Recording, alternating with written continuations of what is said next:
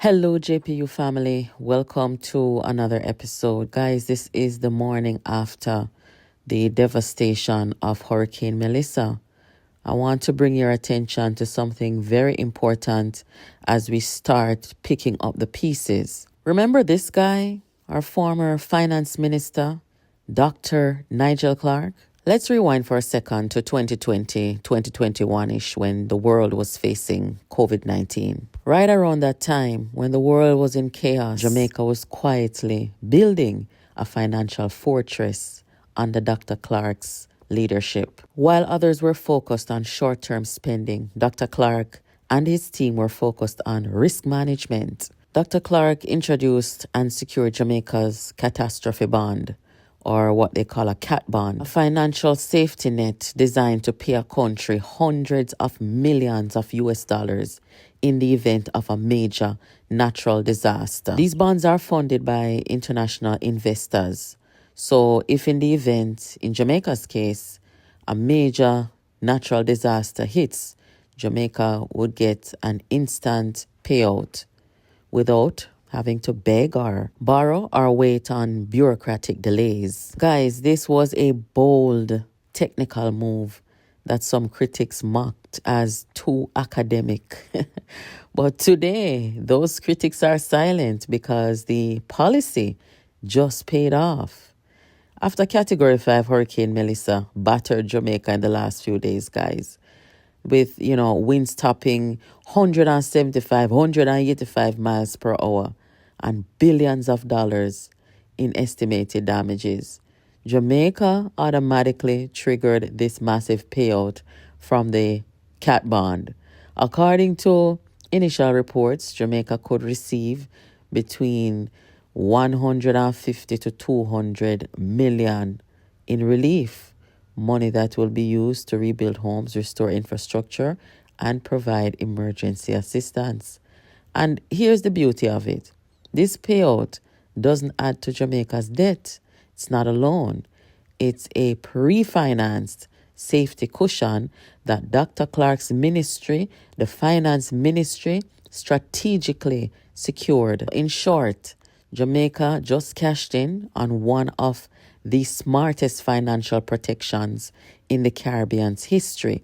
And when me talk over here, say, the whole of the smart people, them gonna JLP, some people vex. Me no make no apology, no come, me no miss. Jamaica started issuing its own catastrophe bond in 2021 of July. The first one was of 185 million issuance through the World Bank that provided financial protection against major hurricanes for 3 Atlantic seasons.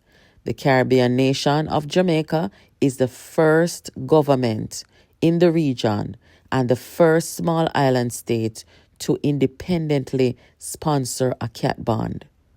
When you hear that? While the opposition was busy criticizing the government's spending and, talking politics, and they were pretty nasty and mean toward this guy. I'm just being honest, And let me just remind you guys of some of the things that they said about Nigel Clarke. Remember when Usain Bolt and SSL had their fallout and it became public?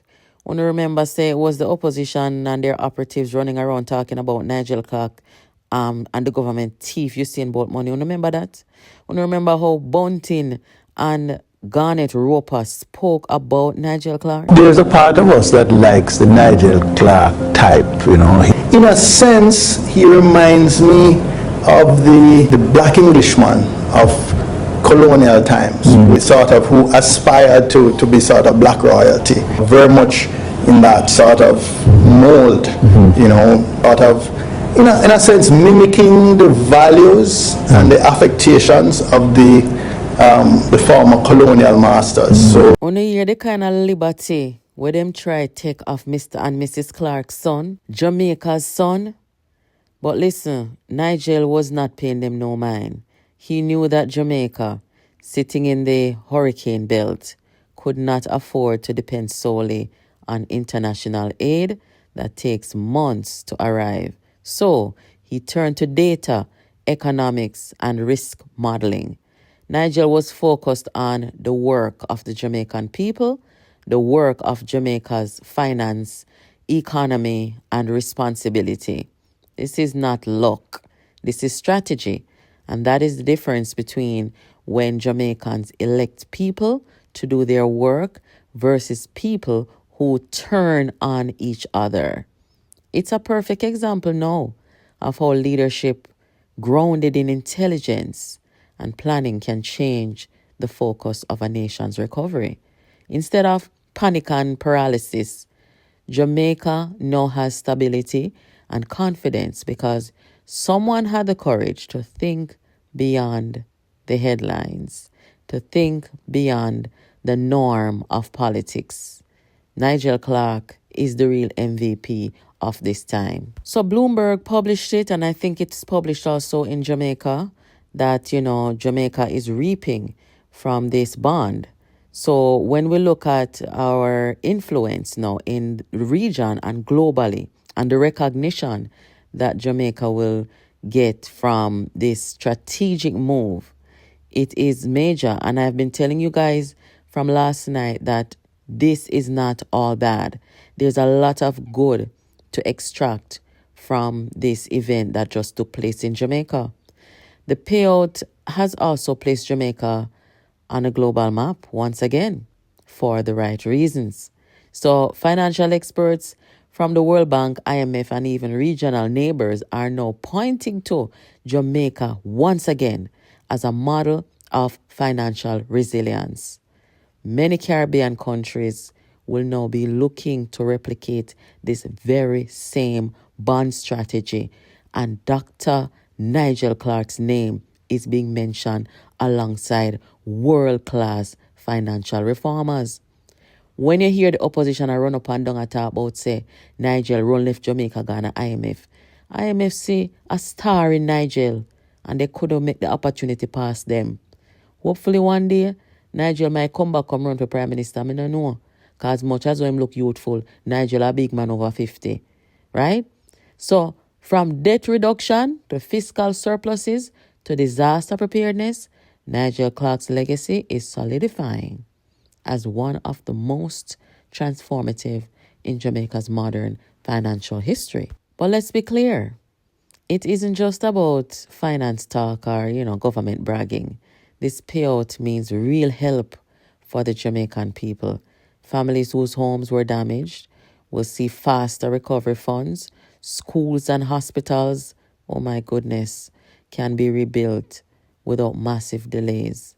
The government can focus on rehabilitation without the usual budget panic. In short, this is the direct result of smart leadership working for the people. Guys, while Hurricane Melissa tested Jamaica's resilience, it also reveals something powerful, that Jamaica's new financial framework is working. Yes, Dr. Clarke's brilliance has quite literally borne fruit, turning financial foresight into national security. For once, Jamaica isn't just surviving in a storm. We're standing tall because we planned ahead. Do you guys remember what the opposition said during the pandemic? They told the government to hold back on paying down on our debt and give the money to the Jamaican people. Now, you look at that and look at how the Andrew Holness administration manages our finances and our economy, how they manage disaster preparedness. I mean, when you really think about it, how many of us even ever anticipated that Jamaica could face a Category 5? This was bigger than a Category 5, but we only have a scale of 1 to 5. Imagine, none of we never thought that. But you gotta be prepared for anything, because one thing is for sure, as a developing country, if we never have any kind of cushion or preparation for something like this, boy dog with a my supper. You understand?